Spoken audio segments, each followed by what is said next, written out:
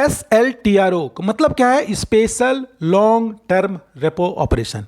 Recently reserve bank of India ने Covid के बाद बैंकों की लिक्विडिटी को बढ़ाने के लिए रेपो रेट पे लॉन्ग टर्म फाइनेंस देना शुरू किया है। पहले क्या था कि वो फिक्स नहीं होता था, वो सिर्फ 14 दिन से लेकर 1 साल तक के पीरियड पर रेपो रेट पे लोन मिलता था। अभी रिजर्व बैंक ऑफ इंडिया ने इसको बढ़ा दिया है, तो स्मॉल एंड फाइनेंस बैंक के लिए भी उन्होंने कुछ किया है, तो वो चीज़ें हम इसमें डिस्कस करेंगे। उन्होंने क्या किया कि 3 साल के लिए रेपो रेट पे स्मॉल एंड फाइनेंस बैंक को लोन देने का प्रावधान किया। इसमें क्या होगा कि ये फैसिलिटी 31 अक्टूबर 2021 तक को ही उसको मिलेगी।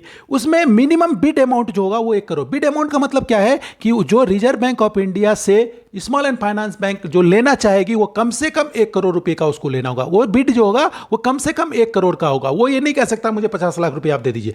मिनिमम 1 करोड़ का होगा, मैक्सिमम वो कुछ भी ले सकता है, 2 करोड़ 5 करोड़ उसके 1 करोड़ के वो जो है मल्टीपल में। इसके अलावा जो फ्रेश लैंडिंग होगी उसके लिए जो वो लैंड करेगा वो सिर्फ 10 लाख के टिकट साइज में पर बोरोवर में ही करेगा। स्मॉल एंड फाइनेंस बैंक को ये भी रिस्ट्रिक्शन होगा कि वो 10 लाख रुपए ही एक किसी व्यक्ति को फाइनेंस कर सकता है। और टेनर जो है आरबीआई तो जो स्मॉल एंड फाइनेंस बैंक है उसको जो फाइनेंस करेगा उसके तहत वो सिर्फ 3 साल के लिए देगा, मतलब 3 साल के लिए लोन देगा। लेकिन यदि स्मॉल एंड फाइनेंस बैंक चाहे तो वो अपने हिसाब से लोन का टेनर फिक्स कर सकता है। इसके अलावा एक चीज़ और है कि ये जो लोन है ये ई कुबेर जो प्लेटफॉर्म है रिजर्व बैंक ऑफ इंडिया का उस पे ही ट्रेड किए जाएंगे, मतलब उसी से आप परचेज कर सकते हो। तो ये इजी बनाने के लिए इस तरह की व्यवस्था आरबीआई ने की है जिससे स्मॉल एंड फाइनेंस बैंक में भी यदि क्रेडिट क्रंच कोई है तो उसको ओवरकम किया जाए और कोविड के सिचुएशन से बाहर निकला जा सके। On lending by small and finance bank to NBFCs और एमएफआईज। इसमें क्या होता था कि देखिए जो small and finance bank NBFC को फाइनेंस करते थे उसको प्रायोरिटी सेक्टर लैंडिंग में नहीं माना जाता था, उसको प्रायोरिटी सेक्टर लैंडिंग में माना नहीं जाता है, नॉट रिकॉर्ड किए जाते हैं। तो अभी रिसेंटली इसके लिए रिजर्व बैंक ऑफ इंडिया ने ये कहा है कि यदि कोई ऐसा जो एनबीएफसीज है जिसमें कि जो कि सोसाइटीज और ट्रस्ट से रिलेटेड है और इसको आरबीआई ने रिकॉग्नाइज किया है सेल्फ रेगुलेटरी ऑर्गेनाइजेशन के तौर पे, जिसका कि लोन पोर्टफोलियो 500 करोड़ तक का है 31 मार्च 2021 को, और यदि ये ऑन लैंडिंग करता है किसी इंडिविजुअल को तो उस केस में इसको जो है वो प्रायोरिटी सेक्टर लैंडिंग में ही माना जाएगा, पीएसएल क्लासिफिकेशन में माना जाएगा। तो रिक्वायरमेंट क्या है कि रिजर्व बैंक ऑफ इंडिया उसको सेल्फ रेगुलेटरी ऑर्गेनाइजेशन के रूप में ऑलरेडी मान्यता दे चुका हो और ये सोसाइटीज या ट्रस्ट से रिलेटेड हो, जो एमएफआई है, एनबीएफसी एमएफआई है, ये सोसाइटीज या ट्रस्ट से रिलेटेड हो और इसका loan portfolio up to 500 crore हो। तो 31 मार्च 2021 के समय ये 500 करोड़ का लोन हो और यदि वो लैंडिंग करता है इंडिविजुअल को तो ये प्रायोरिटी सेक्टर लैंडिंग में माना जाएगा। इसके अलावा ये भी स्टिपुलेशन दिया है कि bank credit as ever will be permitted up to 10% of bank's total priority sector portfolio only as on 31st March 2022।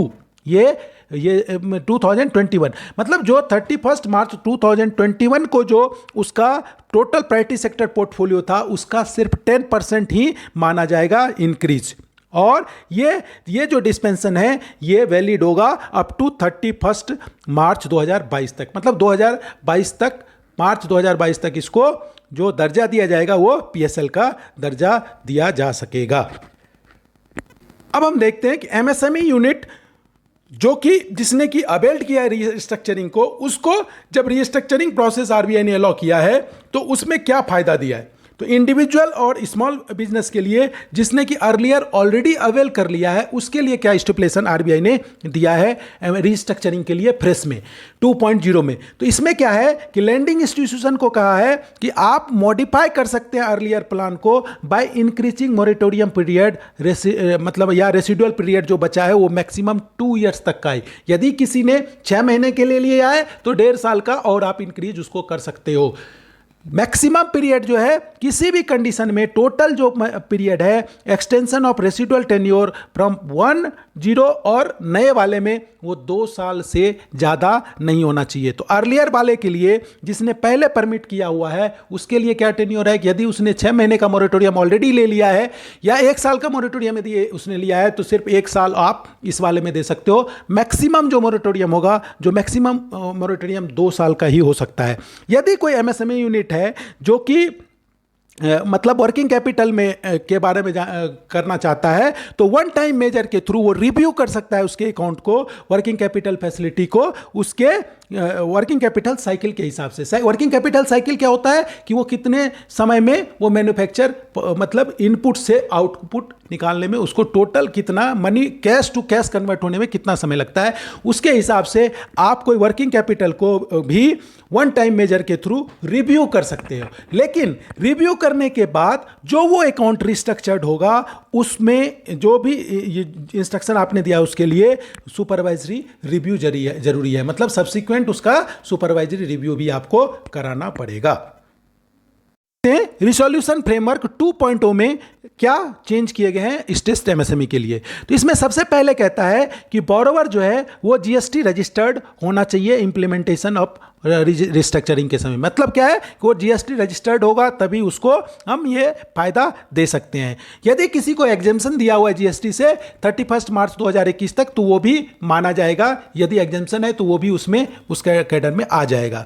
इसके अलावा ये कहा गया है कि ऑल लैंडिंग इंस्टीट्यूशन से मैक्सिमम 50 करोड़ तक का फाइनेंस 31 मार्च 2021 को होना चाहिए। एक्चुअली जब अनाउंसमेंट हुआ था तो ये 25 करोड़ ही था, लेकिन जून महीने में इसको एक्सटेंड करके 50 करोड़ कर दिया गया है, तो इसलिए मैंने यहां पे 50 करोड़ लिया है। तो 50 करोड़ तक का वो माना जाएगा और 31 मार्च 2021 को वो लोन अकाउंट स्टैंडर्ड भी होना चाहिए। इसके अलावा जो बोरोवर अकाउंट है वो 2019 या 2020 में वो रिस्ट्रक्चर्ड नहीं होना चाहिए, मतलब फर्स्ट वेव ऑफ कोविड में भी वो अकाउंट रिस्ट्रक्चर्ड नहीं होना चाहिए।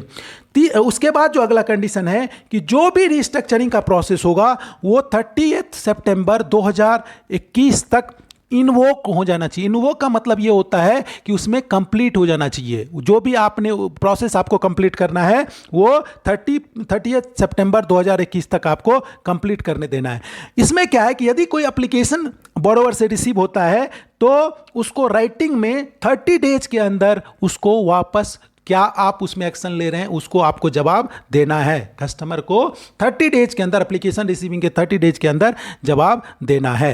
इसमें एक चीज और है कि ये जो रिस्ट्रक्चरिंग किए जाएंगे ये प्रत्येक लैंडिंग इंस्टीट्यूशन का अपना एक्सपोजर माना जाएगा, अपने एक्सपोजर के हिसाब से वो मानेंगे कि ऐसा नहीं है कि किसी एक ने यदि रिजेक्ट कर दिया तो दूसरा भी उसको रिजेक्ट कर देगा। एक्चुअली टोटल अमाउंट में तो वो माना जाएगा, बट यदि किसी में वो कोई कंडीशन फुलफिल नहीं हो रहा है, यदि दूसरे बैंक में वो कंडीशन फुलफिल हो रहा है तो उसको माना जाएगा। ऐसा हम नहीं कर सकते कि उस बैंक ने नहीं किया है तो मैं भी नहीं करूंगा, ऐसा नहीं होगा। हर इंडिविजुअल बैंक उसको स्क्रूटनी करेगा, उसके अपने एक्सपोजर को देखेगा और उसके हिसाब से इन्वोकेशन का डिसीजन लेगा अदर लैंडिंग इंस्टीट्यूशन। जो नेक्स्ट है कि restructuring of borrower account is implemented within 90 days from the date of invocation. मतलब क्या है कि जिस दिन आपने इस चीज को एक्सेप्ट कर लिया वो रिस्ट्रक्चरिंग जो है वो इंप्लीमेंट हो जाना चाहिए 90 डेज के अंदर।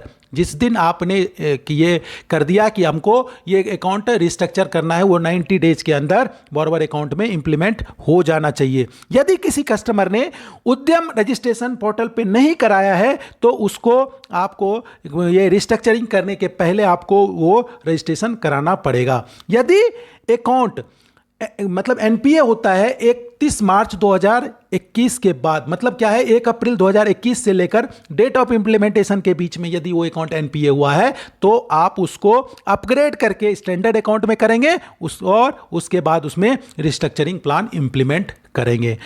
इसके साथ ही लैंडिंग इंस्टीट्यूशन के लिए यह भी होगा कि 10% वो रेसिडुअल डेप्ट के ऊपर प्रोविजन करेगा, वो 10% प्रोविजन करेगा और ये डिसीजन जो है लैंडिंग इंस्टीट्यूशन को बाय 30 सितंबर 2021 तक कंप्लीट कर लेना है।